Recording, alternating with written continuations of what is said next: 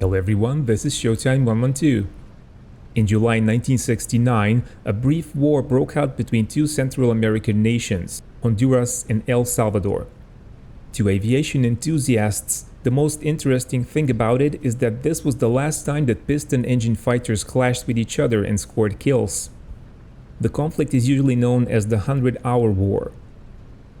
You may also hear about it as the Soccer War or the Football War, but that's quite inaccurate. While qualification matches for the World Cup between the two countries were indeed played just before the war, sparking serious riots, the roots of the war had nothing to do with sports or Latin temper. In 1960s, a large number of Salvadorans lived in Honduras. Many of them lived off the land they occupied, but their status regarding this land was never regulated legally.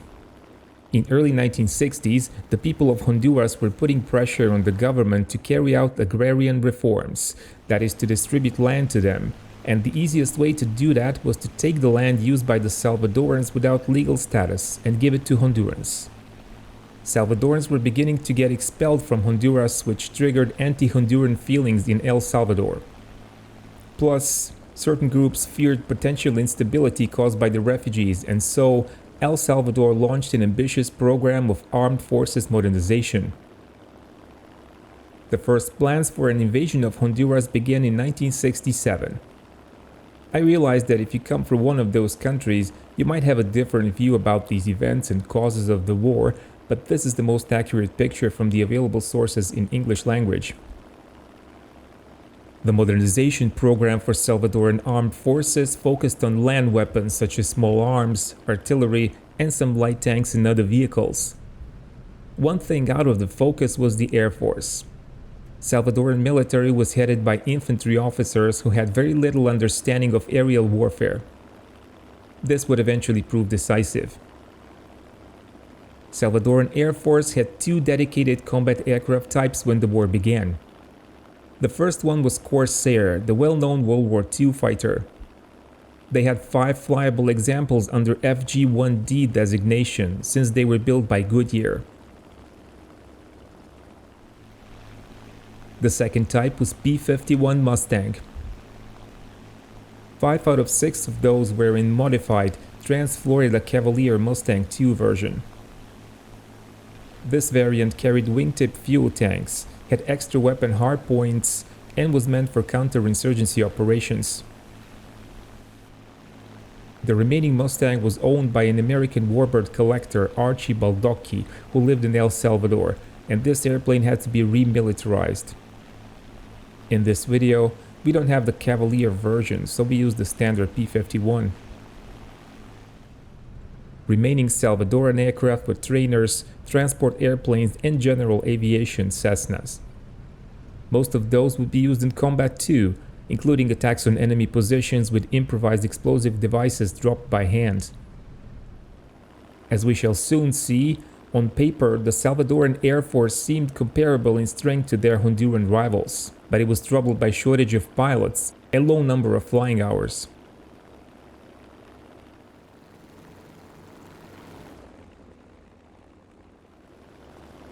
On the other hand, the state of Honduran armed forces was the exact opposite of those in El Salvador. While the two countries shared the infantry-centered mindset, the Honduran army had almost no heavy weapons. Corruption apparently reduced the army's effectiveness, and most battalions were hardly combat capable. The Honduran Air Force was another story. Led by Colonel Enrique Sotocano, it was the only branch ready for war when hostilities broke out. Their only dedicated combat type was also Corsair. 6 of them were available in the F4U-5N variant and 5 in F4U-4 version. There were also several armed trainers such as T-28 Trojans and AT-6 Texans. Just like the Salvadorans, Hondurans operated a number of transport and general aviation models. But very importantly, the Honduran Air Force was able to achieve a much higher degree of operational efficiency. When you add the fact that Salvadoran invasion plans completely ignored the Honduran Air Force, we shall soon see why aviation is usually the decisive factor in modern warfare. just before the Salvadoran land units moved across the border on July 14, 1969, and achieved initial success, the Salvadoran Air Force launched a campaign of bombing targets in Honduras. Instead of trying to eliminate Honduran aircraft on the ground and achieve air superiority, they focused instead on facilities where Honduran troops were expected to concentrate. Toncontin Airport and La Mesa Airfield were only added on the insistence of the Salvadoran Air Force commander. To achieve this effort, besides using their combat aircraft types, the Salvadoran Air Force had to requisition 14 civilian aircraft and also employ their C-47 transports as makeshift bombers. Attacks were launched at sunset so that the airplanes could escape under cover of darkness. They were expected to fly home without navigation aids, which eventually proved a bigger challenge for regular Air Force pilots than the one flying civilian airplanes. The Cessnas and Pipers managed to find their targets, but due to the type of ordnance they employed, they achieved very little.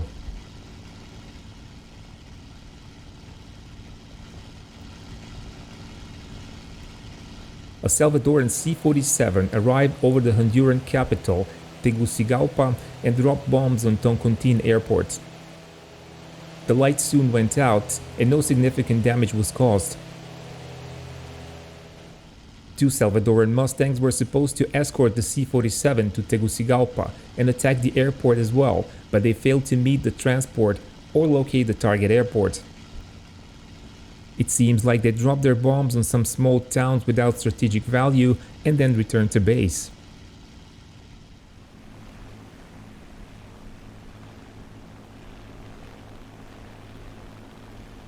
Three Salvadoran Corsairs that were supposed to attack La Mesa airfield also failed to find their target. They dropped their bombs randomly and escaped home, while Honduran F-4U scrambled to intercept them but without success. These attacks generally had more psychological than strategic effect, but still caused some confusion on the Honduran side.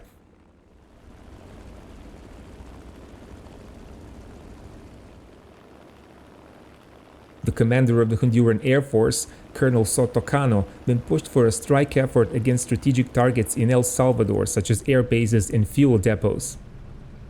With some difficulty, he managed to convince the country's president to authorize these strikes. A Honduran C-47 attacked the Salvadoran Ilopango airport in blackout, based only on the crew's navigational calculations. The result was inconclusive. This was followed by an early morning attack by 4 Honduran Corsairs against the same airport and the ports of Cutuco and Acajutla. The attack on Ilopango airport was performed from about 9,000 feet due to anti-aircraft fire and resulted in some damage on the runway and destruction of a fuel truck.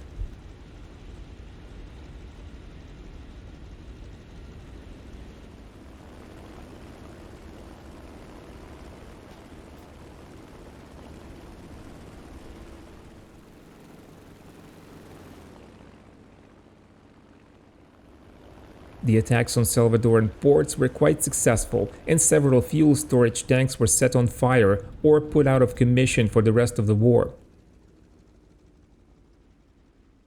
However, one of the Corsairs was damaged, possibly by its own bomb fragments, and was forced to make an emergency landing in Guatemala. The aircraft and the pilot stayed there until the end of hostilities. At the same time, 2 Salvadoran Corsairs attacked the Toncontin airport in the Honduran capital. They dropped bombs and strafed some buildings, but one of them was surprised by a Honduran T-28 that was on patrol near the airport.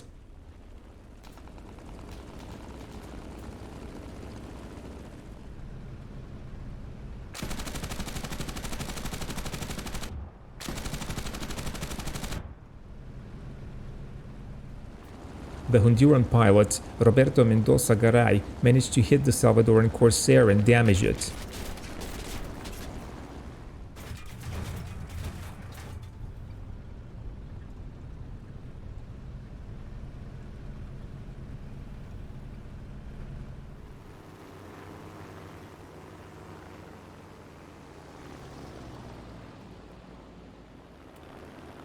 A Honduran F-4U then appeared and also tried to attack the Salvadoran airplane, but his guns jammed and the Salvadoran pilot managed to escape.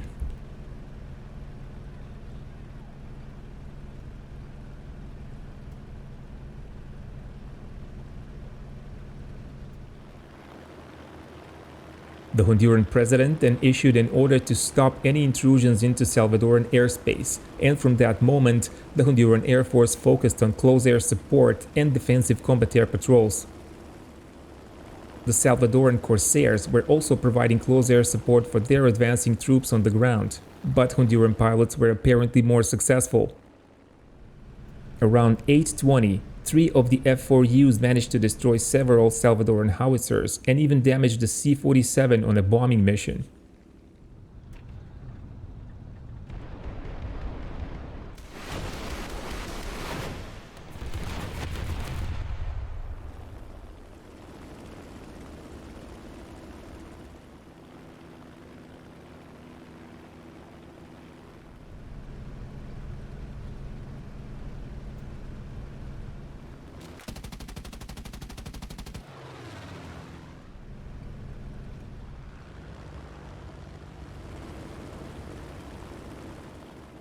After chasing away the transport airplane, Lieutenant Rivera noticed a Mustang and attacked it too.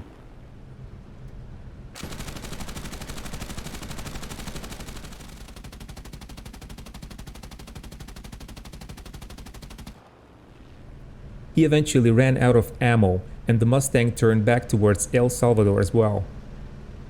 The Mustang was supposed to escort the C-47, but apparently left at the worst moment. The poor state of Salvadoran Air Force then started to show, and pilots' morale was dropping quickly. Some even refused to fly missions, which allowed Honduran aircraft to attack Salvadoran ground forces mostly unopposed. On 17 July at 6:45 a.m., 3 Honduran Corsairs attacked Salvadoran units near Nueva Ocotepeque and destroyed 2 tanks, a jeep and a truck. 1 Corsair was damaged, but returned to base without any problems.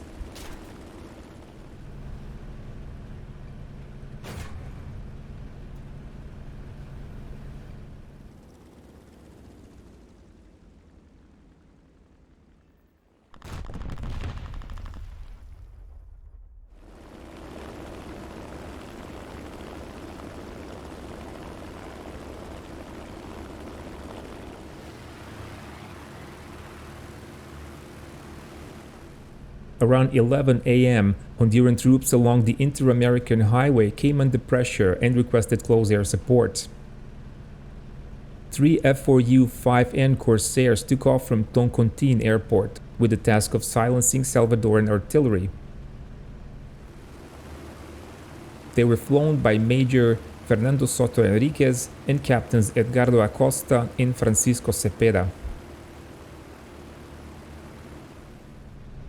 Just before they reached their objective, Major Soto Enriquez ordered his pilots to fire short bursts from the 20mm cannons to check them.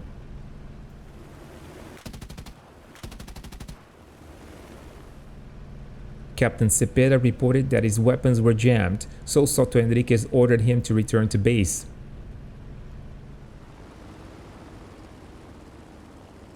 At the same time, 2 Salvadoran Mustangs flown by Captains Douglas Varela and Leonel Lovo were approaching the same area with the task of supporting their own troops. They spotted the Honduran Corsair flown by Cepeda as he was leaving the area and decided to attack him. Captain Cepeda spotted the Salvadoran fighters and began to take evasive action.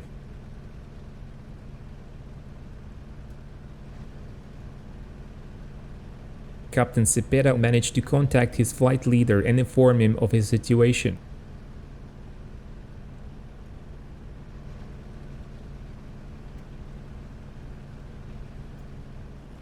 Soto Enriquez and Acosta turned back to look for Cepeda. As they spotted him and the Salvadoran Mustangs, Soto Enriquez went after Captain Varela.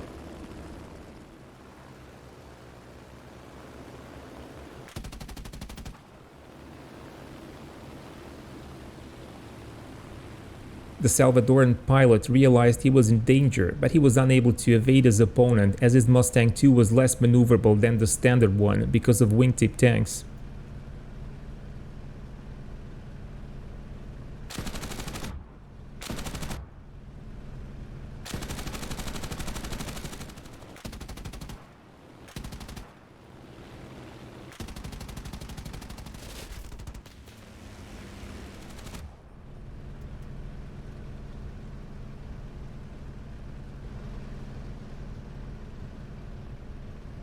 Soto Enriquez managed to hit the Mustang, and Varela's aircraft crashed on Honduran territory near the port of San Lorenzo.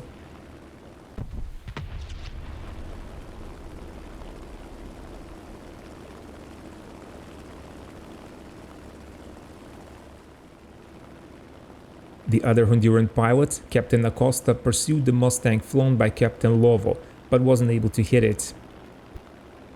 Lovo escaped towards Salvadoran airspace, which the Honduran pilots were not allowed to enter at that time. The death of Captain Varela is controversial because Salvadorans claimed he bailed out and landed alive, but was then killed by Honduran troops. Hondurans say that he died in the cockpit and never bailed out. This was the first aerial victory of the conflict, but it wouldn't be the last one. To find out more, watch part 2 of our video about the 100-Hour War. The main source for this video is the book called The 100-Hour War, written by Mario Overall and Dan Hagedorn. It is currently out of print, but you can get it from the author in exchange for a donation to the Latin American Aviation History Society. You can find the link in video description. If you like this video, be sure to press the like button. Become a Patreon supporter to ensure the future of the channel and watch videos without ads. You can also join our Discord server, but in any case, keep watching Showtime 112.